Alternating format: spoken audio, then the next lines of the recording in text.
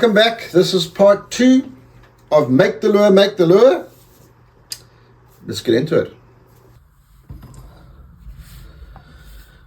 Good morning, everybody.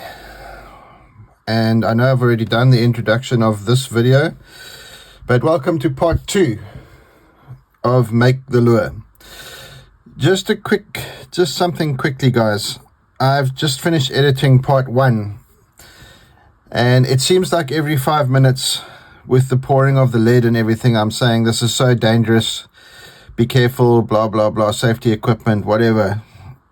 And then in the same breath, I'm saying that this is a great exercise to do with you, to teach your children. And I felt that it was kind of counterintuitive. So I just want to give you a couple of other options here.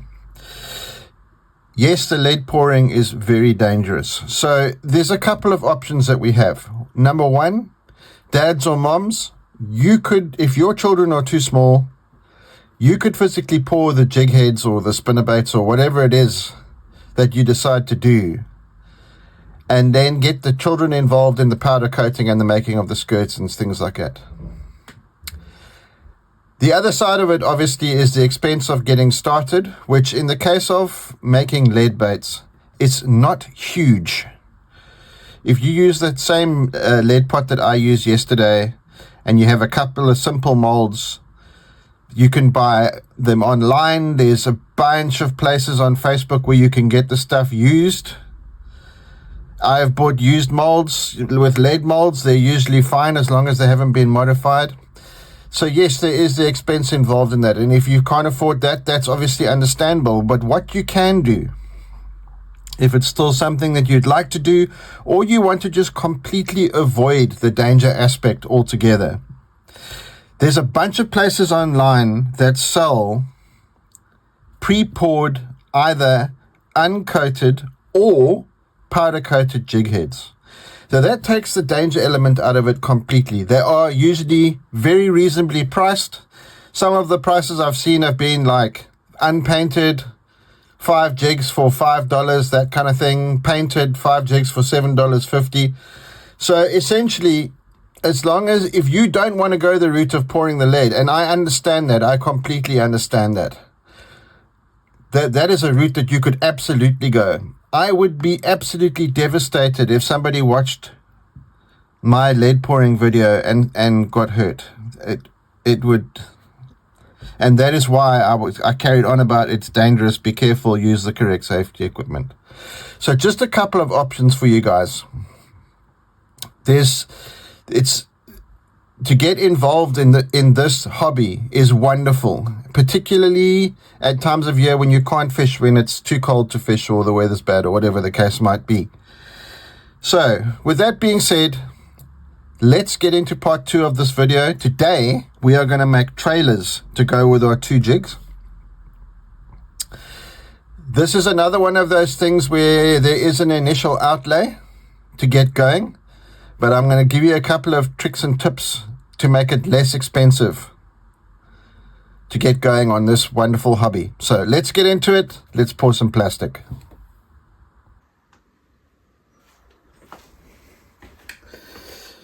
Okay, let's get this show on the road.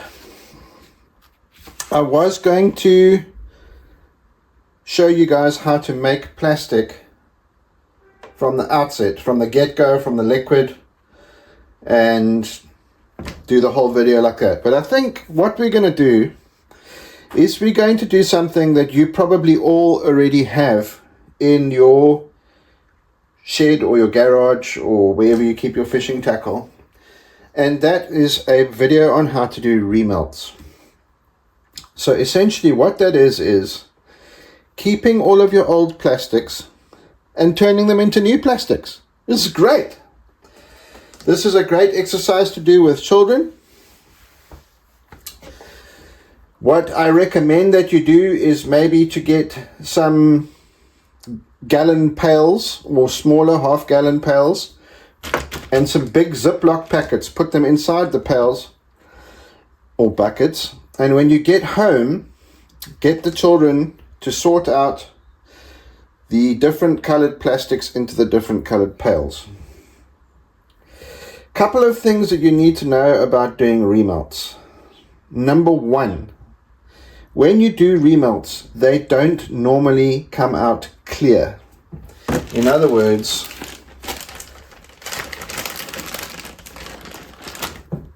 translucent like that. Let's see if we can get that to focus. You can almost see through that plastic.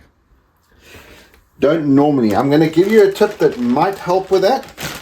The problem with remelts is what happens is once they've been used, the water gets to the salt that's in the bait. The salt is used to make the baits heavier. The salt then swells, causes all kinds of nonsense, and the baits become opaque, which means you cannot see through them. Sort of like that. Okay, so we're at that stage now. You can, of course, mix and match colors that you have when you're doing remelts to get different colors of glitter in your baits, etc., etc., etc. But the one thing that I will tell you, for example, if we want to make watermelon red, do not mix any other color with the watermelon red. It will not come out watermelon red. You can adjust the colors by using plastic colorants. They are relatively inexpensive. You can add glitter. It is also relatively inexpensive. You can go, there's 100 rabbit holes you can go down with pouring plastic. The deal with the remelts is that you are starting with the color that you may or may not want to finish with. The other advantage of it is you've already bought it once. So you're taking something that you've used and you're turning it into brand new baits. And when I mean brand new baits, you'll see when we take them out of these molds, they look brand new. So, to summarize, prepare yourself. I'm going to show you something that will help to make them clearer, but maybe not as clear as when you bought them. You're going to go for a more opaque color. You can change the colors by using the colorant, which is exactly what we're going to do today. And basically reuse something that you ordinarily would have thrown away. The other option is, and which I have done plenty, is to take a bunch of colors that are nondescript. In other words, you've got two of that one of that one. Cut them all up and add black dye to them and have black baits. And people that don't fish black baits are missing out. You catch a ton of fish on black baits. The biggest thing with remelts is slow and steady. Okay, I've spoken about the salt in the baits. What sometimes happens is when you remelt your baits, it may bubble up in the jug, and it's purely the air and the salt that makes it do that. So slow and steady. We don't want to be sticking it in the microwave and letting it rip for 5 minutes. It's no good. Minute at a time, and when it starts to get more liquid, half a minute at a time. This plastic does get very hot, and you will need some safety equipment like in the previous video. So we're talking about gloves, eye protection, ventilators, face protection, breathing protection. I cannot wear that when I'm doing the video. You will not be the breathing protection. You will not be able to hear me. So what we need to get cracking on this thing, well, I am a perfect example of how you can save a bunch of money when you're getting started in pouring your own plastic. Everything on this table, these injectors, the nozzles, and these molds, I bought used or second hand. I think I paid $15 each for these molds, and I think I paid $15 each for the injectors and $5 each for the nozzles. And that was, I've had this for 15 years now, and it's still going strong. I'm still using it. We're using it in this video. Today, we are going to make a color to match the jigs that we made last week. And what I've decided to do is to go for a brown colored plastic with red and copper flake or orange flake.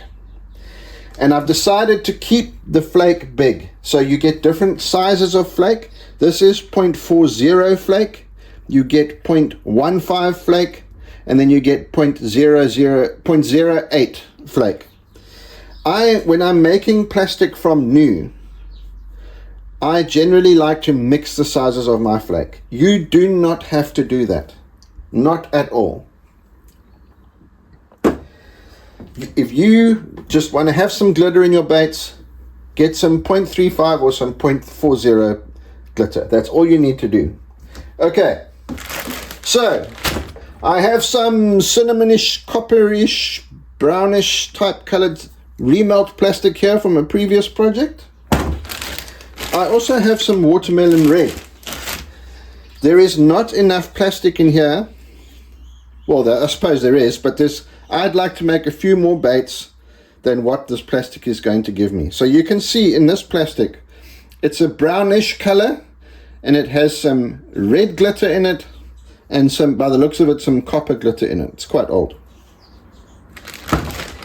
In this watermelon red,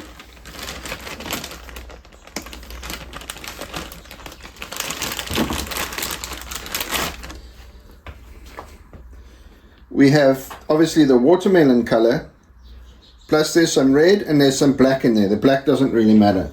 So what we're going to do to bulk this up, we're going to add some of this watermelon red to it, because this is very clear. So it hasn't got any salt. This particular one doesn't have any salt in it. It doesn't matter, because we're going to make an opaque color anyway. And also it's a lighter color than the brown that we're going to use. So we can make that into brown. So I'm just going to take a little bit of this, just to bulk it up and add it to our jug. Now, I told you that there was a step that you could do to try and keep the clarity going. And this is what it is. I'm going to add some Plastisol, liquid Plastisol, to my jug. And the Plastisol is what you use when you buy it to make your plastic baits. I am also going to add something called heat stabilizer. And what the heat stabilizer does is, because this is used plastic, it stabilizes the plastic when it gets hot and stops it from scorching and changing color. And I'm also going to add a little bit of softener to it, because this is used plastic. It's a bit hard and I want to have my plastic a little bit soft. All three of those things, the Plastisol, the heat stabilizer, and the softener, you can buy in small amounts from a lot of dealers, relatively inexpensively. So here we go. I'm going to get the stuff and we're going to add it, and then we're going to the microwave.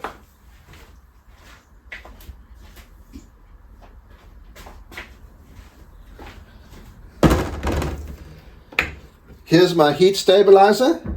There's no real measurement from me, guys. I just add a bit. Little bit. I think the official measurement is something like 4 drops per cup, or 4 drops per half a cup. 4 ounces and 8 ounces. Whatever. As long as it's got some in, it's going to work. This is not bait chucking or Chris at World's Worst Fishing, guys. We're just doing remelts here. This is my softener. Add a little bit of softener, probably 2 teaspoons there. And now I'm going to add a little bit of plastic.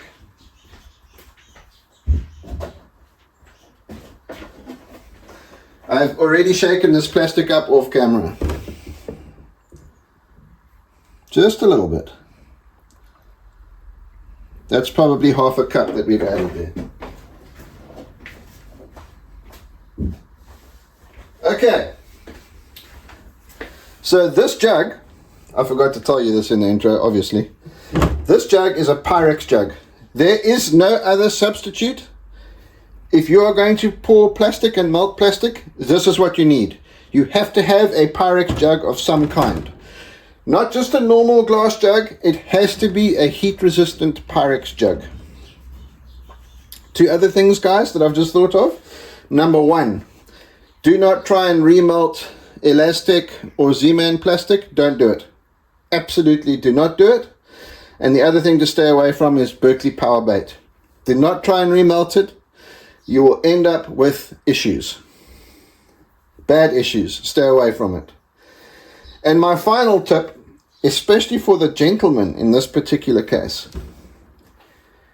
if you want to live a long and healthy and fish-filled life,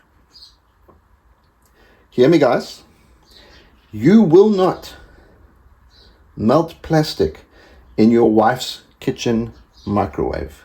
You will not. It's not a... Don't do it. There will be a police case issued, I assure you, if you do it.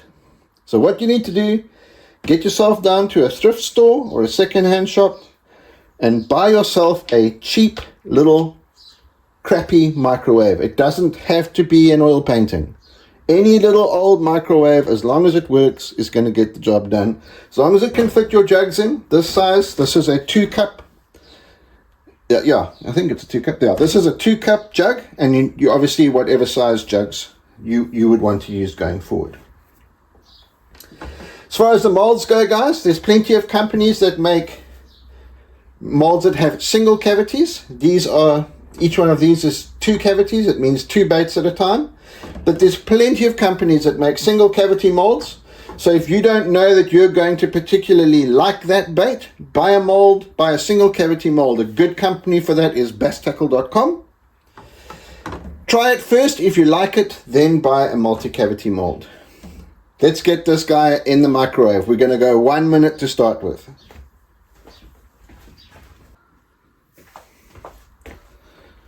Okay, guys, we are 2 minutes in. I did it for 1 minute. Took it out the microwave, and then I stirred it, and I put it back in again. And I stirred it with this guy. It's just a cheap spatula. You could use a butter knife, anything that's rounded on the bottom. So have a quick look with me here.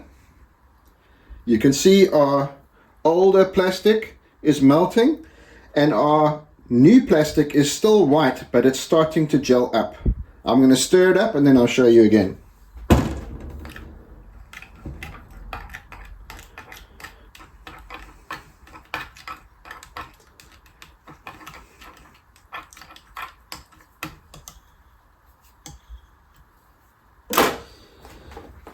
Okay, so you can see there now, it's still chunky, it's very, very thick.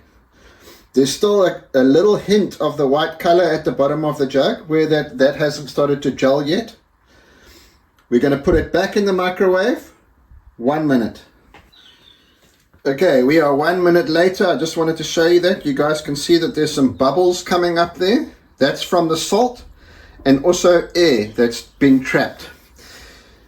We're not going to get into vacuum chambers today, but that would be the next logical step. You don't have to do that. Take your time, slow and steady. Let's stir this and see where we are.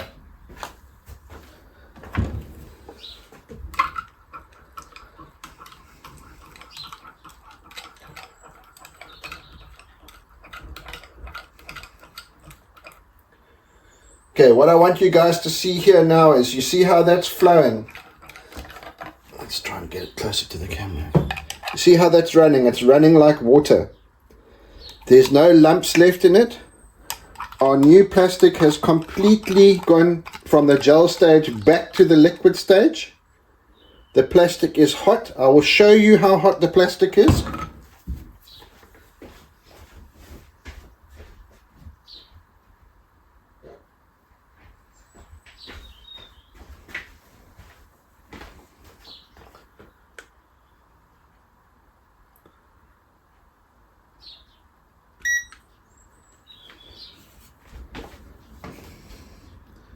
(326 Fahrenheit).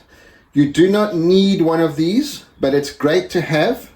The magic number is between 330 and 350 for pouring. We're not there yet. These are so relatively inexpensive from your favorite online shopping site. Good to have. Don't have to have it, good to have. Okay, so we're at the stage now. This is relatively see-through, and the whole time that this is out of the microwave, in other words, not cooking, the stuff is gelling, so you have to be a little bit quick. We're going to do it slowly on camera today, so we're going to have to reheat at some point. I am not happy with this color. I want it more brown.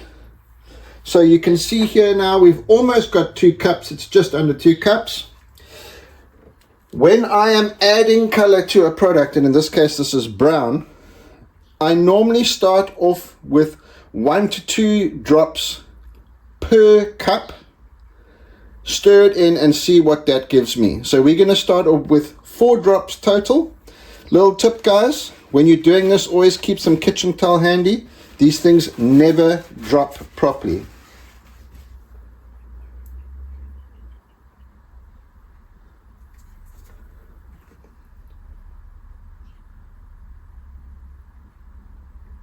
One, 2, 3, 4. And then stir. Remember what I said to you guys, the whole time that this is not, the whole time this is standing, it's gelling. So you have to work fairly quickly. Also, you need to wear a mask, which I am not wearing right now, but that's just for the sake of filming. It's still not brown enough. We're going to go with another 4 drops. 1, 2, 3, 4.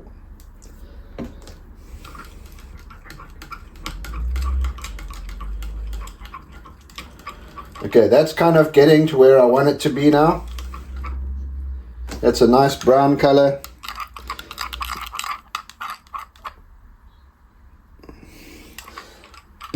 I just want to darken it up slightly. So what I'm going to do, always close the cap on your colorants, guys.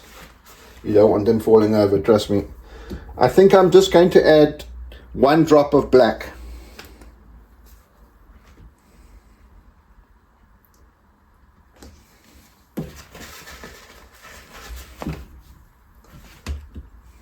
Always hold the jug when you're stirring, guys.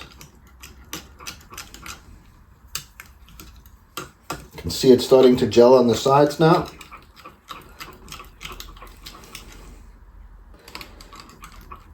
Those lumps are the lumps I've just pulled off the side of the jug. This would be too thick to pour now. So I'm pretty happy with that brown. We're going to put it back in the microwave for 30 seconds.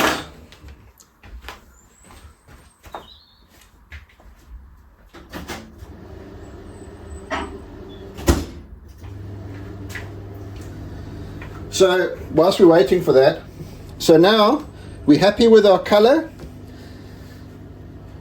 We've added the watermelon red to the browny cinnamony color that we had going on there. I'd like to add a bit of orange or a bit of copper into the mix, just to tie in with our skirt color. I don't have orange, so I'm going to add a little bit of copper. And when I say a little bit, guys, I mean a little bit. This is a set of spoons that I recently bought, measuring spoons I recently bought off our favorite online shopping site. This is an 1/8 of a teaspoon, and that is a 32nd of a teaspoon. I think that we are going to go with the 16th of a teaspoon. Yeah, maybe. Yeah, we're going to go with a 16th of a teaspoon level with the copper flake. The microwave's just beat.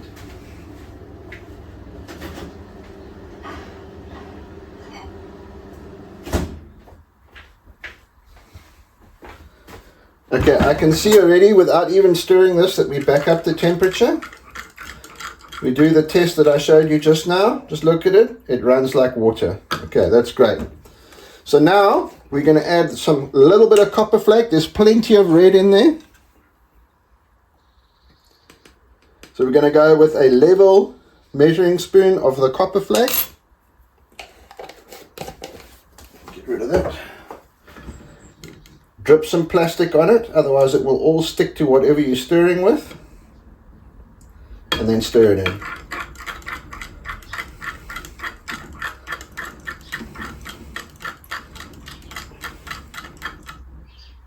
And we're good to go, guys. Just out of interest, I'm going to show you, I haven't checked, but I'm going to show you the temperature of the plastic.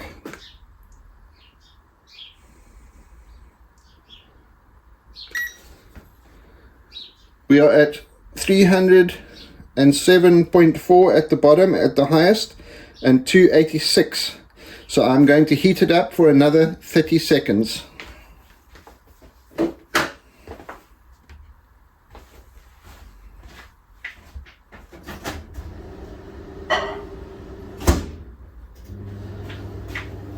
A lot of guys say that you need to be around that 340 mark when you're pouring. I don't agree. I'm happy to inject it, inject at around the 300 mark. When I'm doing remelts, I like it to be a little bit hotter than I would normally be okay with pouring new plastic. I like it just a little bit hotter. So anywhere from that 300 to kind of 340 is my happy place with remelts.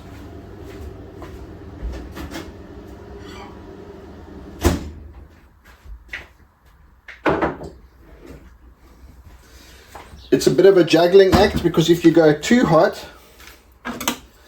you start distorting the glitter. The glitter loses its color and bleeds into the plastic. So you've got to go slow and steady. Okay, let's see where we are.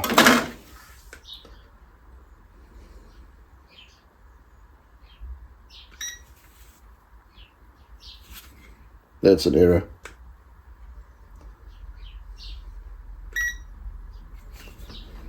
There we are, guys. Let's hit it. Injector in the gloved hand. Make sure that the nozzle's on properly. Then you put this below the surface of the plastic, because as you suck the plastic up, the level's going to go down.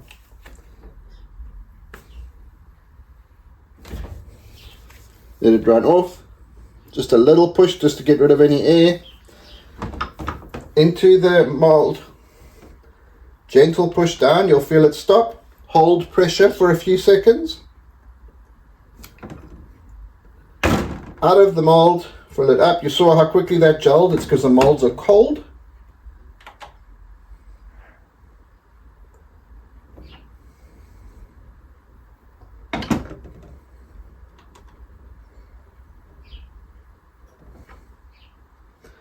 And then always just top off the little sprue area where you inject into. Put the plastic back into the pot slowly.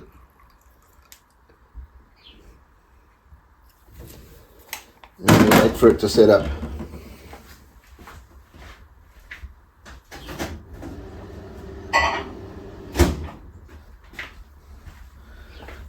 Whilst we're waiting for it to set up, be very careful, this is hot now. You can just quickly take that plastic off there. The injector, just bang it out. This is hot, be careful. Get the neck nozzle ready. That one's unhappy for some reason. And then just very quickly, just take the plastic out. Notice I'm touching it mostly with my gloved hand. Now we're waiting for this to set up. How do I know when it's ready to take out of the mold? It's pretty straightforward, guys. You look in the top of the mold there, and you can actually see the plastic is still liquid. If you watch it carefully, you will actually see it solidify. Now, when you're shooting your first round of the day into cold molds, it doesn't normally take very long for the baits to solidify, the plastic to solidify inside the mold. So this is already solid. It's already done. There's no plastic on it. The plastic is done. Unscrew the mold.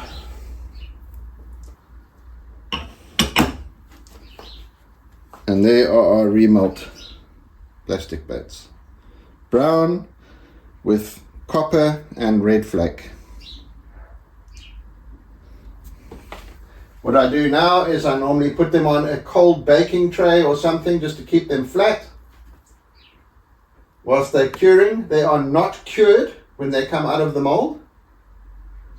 So I just position them in a baking tray or something like that just to keep them flat whilst they cure. I normally leave them on there overnight and the next day they're normally ready to go. So number one.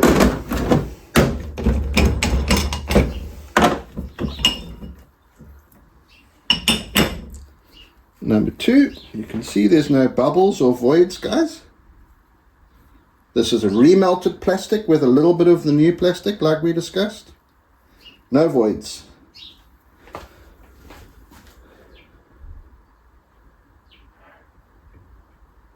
We didn't use the vacuum chamber.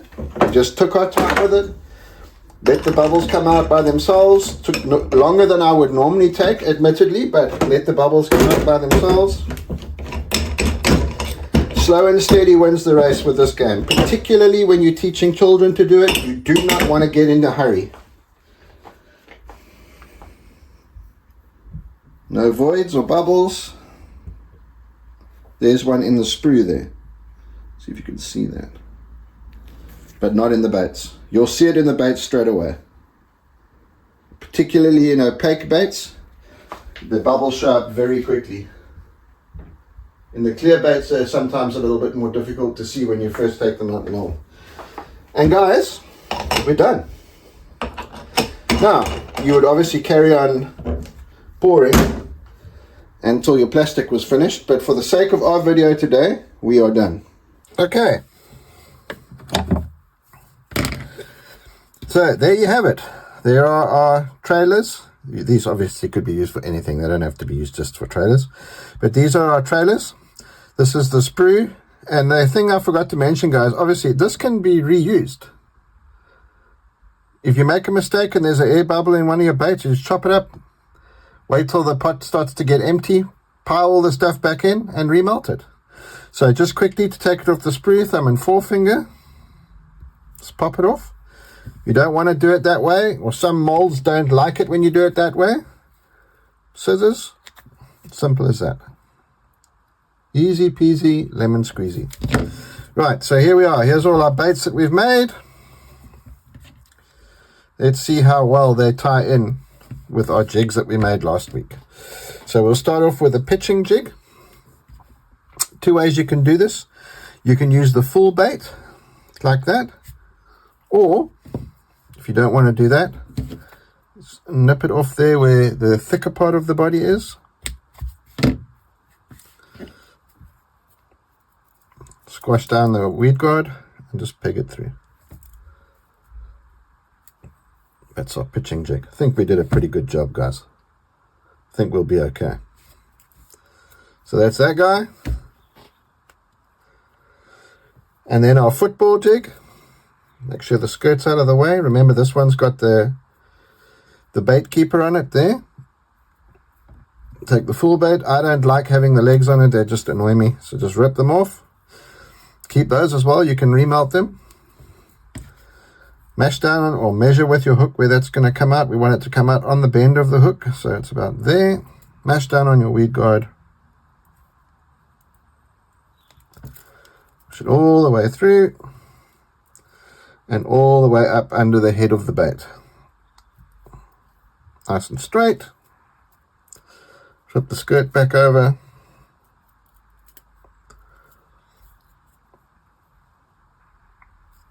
And there we have it, guys. Remelted plastic, reused to make a nice trailer for our beautiful jig that we made last week. Everything ties in lovely. Legs 1/2 to 3/4 of an inch sticking out behind where the skirt ends on both baits. Happy times. Guys, as you can see, it's a lot of fun. I really enjoy making all kinds of lures, but particularly making plastic baits. You can be so creative with the glitter that you add and the color that you add. If you guys are interested in doing a video from where we start with just with the white liquid plastic. I'm happy to do it for you. Put it in the comments below. If you want to watch guys that are super hot at what they do, go and have a look at channels like Michael at Bait Chucking on YouTube, World's Worst Fishing with Chris, or SGG Lurecraft. Super talented guys. Really they are. And they will teach you how to do all the fancy stuff. Me, I like to keep it simple. You won't believe this. I actually have a dual injector arriving today. It will be the first one that I own. And we'll play around with that a little bit. It won't be too difficult to work out, I'm sure. But yeah, guys, as you can see, a lot of fun. Something that you can do in the off season when you can't fish because it's too cold or the weather's rubbish. The kids can do it with you. You'll work out a way to do it safely with your children. Relatively inexpensive to get going on it. And yeah, a lot of fun. Thanks for joining us, guys. I hope I expressed or explained myself enough that you saw what I did, or you understood what I did. This is my process when people ask me to match the hatch. I hate that expression, but that's essentially what it is. That's my process. This particular one is just on the football jig and the pitching jig, obviously, although you could use them for anything that you wanted to, really. I hope you enjoyed it. If it's something that you'd like to see more of, put it in the comments below and we'll do something else interesting. See you next time.